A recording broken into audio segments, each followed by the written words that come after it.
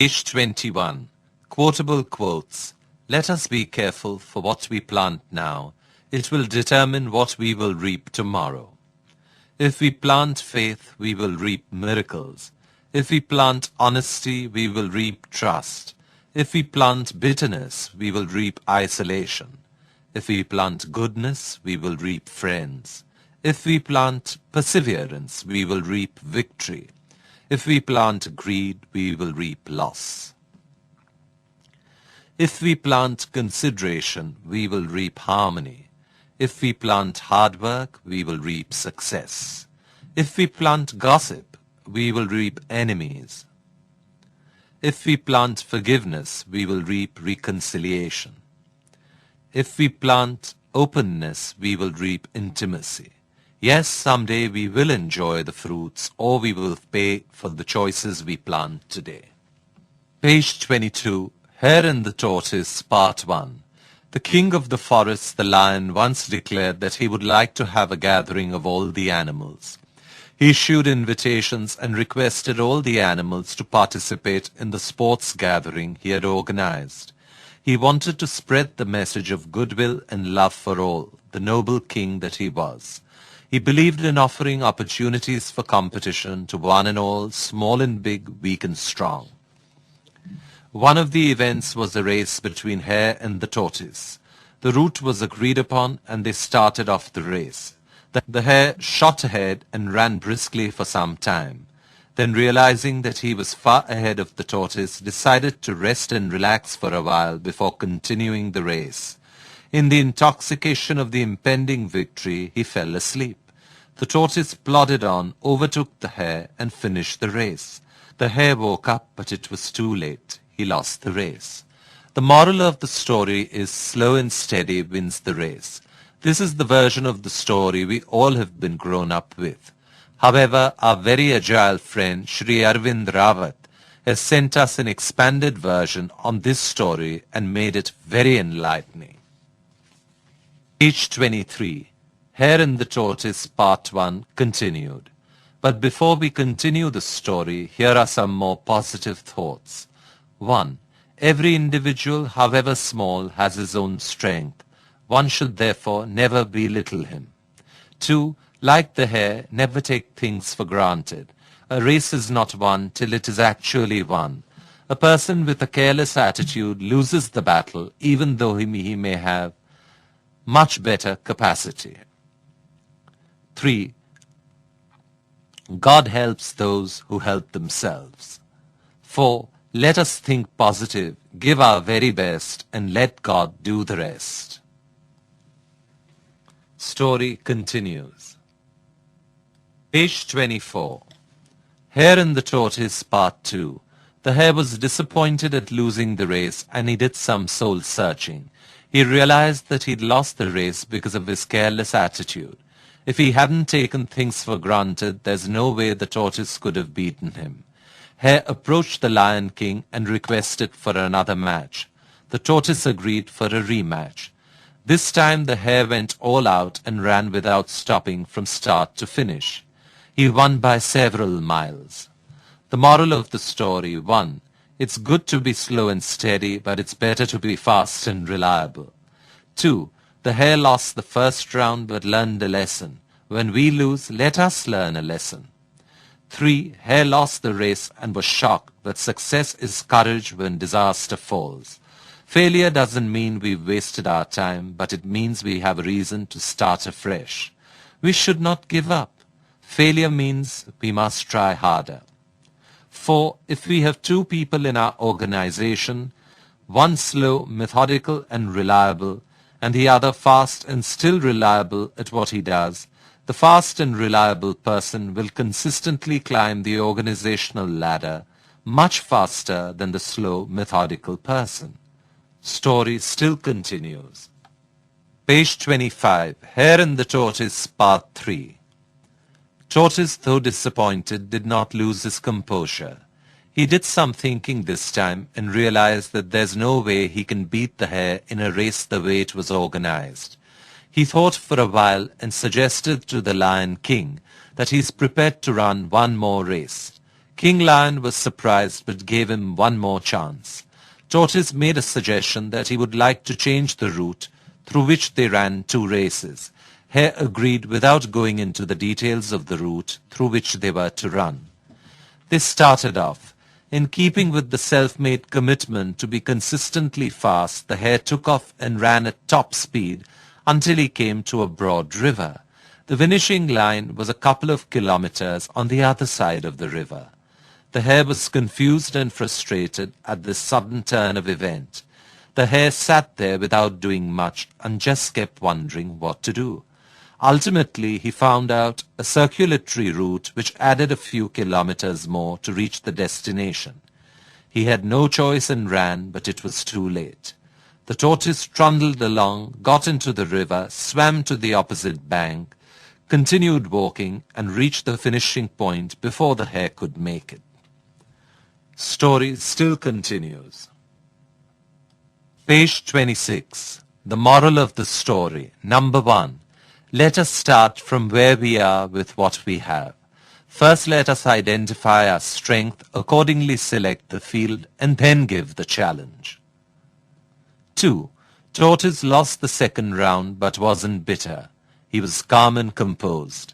The difficulties in life are meant to make us better and not bitter. 3.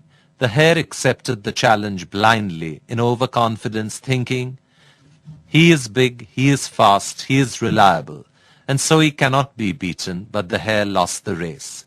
So let us never accept a challenge blindly and never underestimate our competitor. An overconfident person loses the race. 4. The winner never quits, the quitter never wins, so never give up. Tortoise never gave up the commitment to himself. The hare, instead of trying something quickly, sat down on the bank of the river with frustration. 5. In an organization, if our strength is analysis, let us make sure we do some sort of research, make a report and send it upstairs.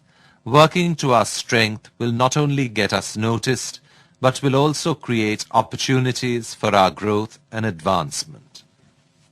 Page 27, Hare and the Tortoise, Part 4. During all the 3 races, the cunning fox was watching the game with interest. In order to carry favor with the king lion, he came forward and suggested that he would like to run race and compete with the hare and the tortoise. The Lion King replied that he had no objection provided both hare and the tortoise were to agree to run the race against the fox.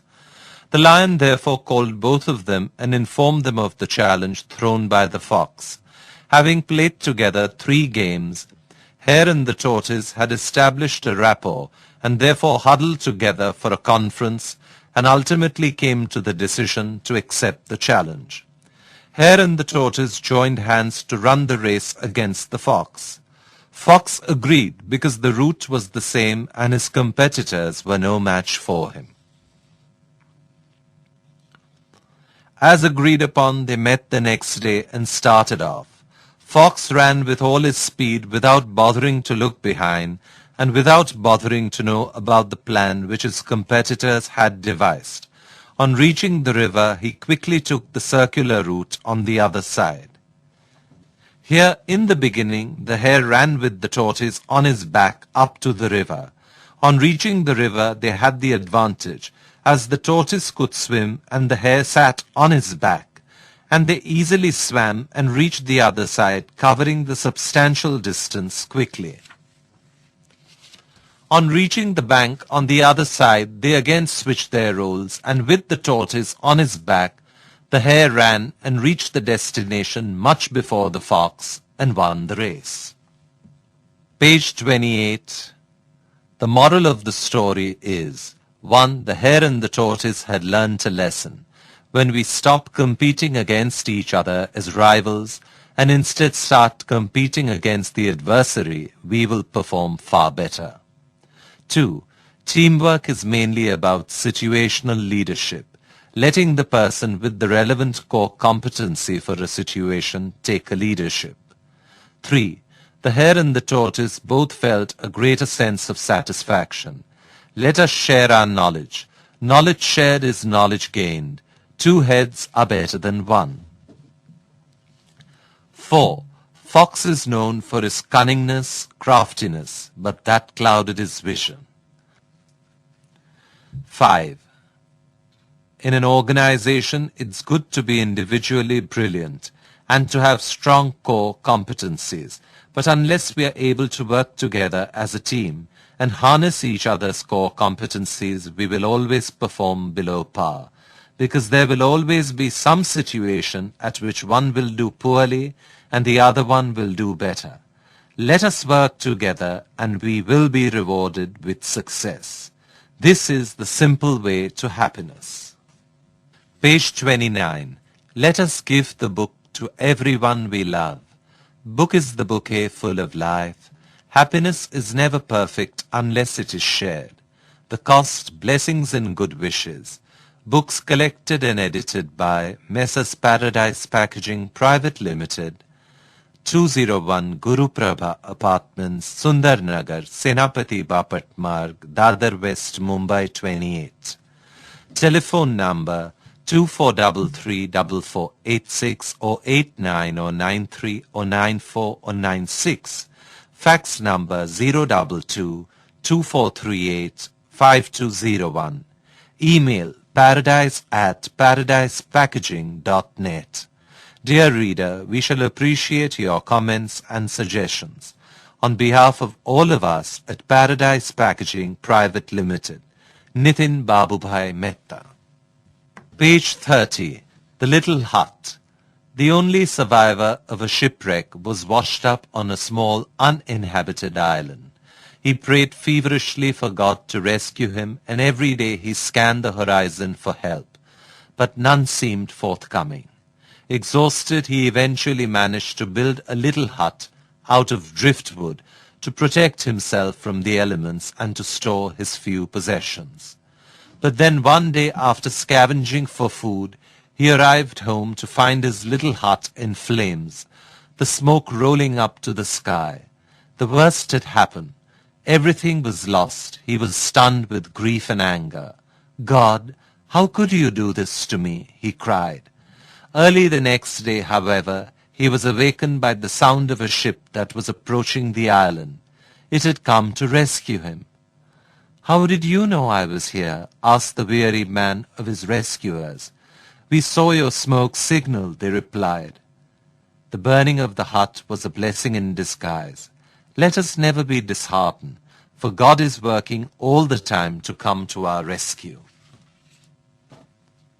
The biggest loss in life, tears in someone's eyes because of us. The biggest achievement of life, tears in someone's eyes for us. Let us be happy right now. It is in the human nature to crave for more things. We convince ourselves that after a particular want is satisfied, we will be happy. But it's never so. The more the wants are satisfied, the more we crave for.